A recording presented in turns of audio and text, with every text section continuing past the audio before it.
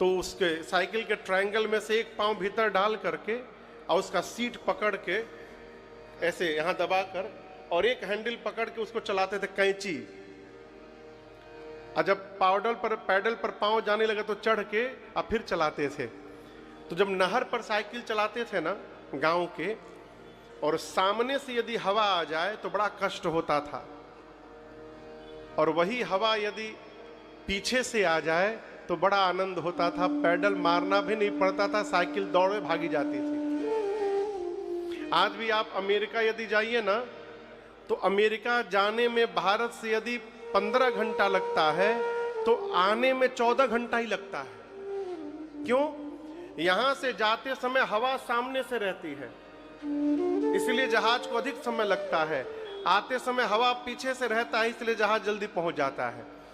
गोस्वामी जी कहते हैं, पवन सभी कपियों के जाने के बाद हनुमान जी पीछे से पवन पुत्र बनकर जा रहे हैं, यानी हवा लेकर। इसका अर्थ है यदि किसी कपि के मन में जाने का मन नहीं भी होगा तो हनुमान जी अपने वेग से उसको लेकर के राम कार्य में चले जाएंगे, इसलिए सबसे पीछे गए हनुमान जी। हनुमान जी लेकर चले। भगवान ने कहा कि जाइए हनुमान जी।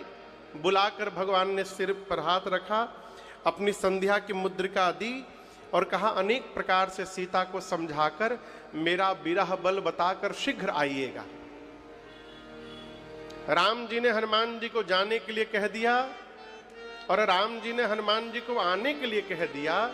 इसका अर्थ है अब कोई भी माई का लाल हनुमान जी को रोकने वाला नहीं है, क्योंकि राम जी का वचन ही हनुमान जी को ले जाएगा और वचन ही हनुमान जी को लेकर के आएगा।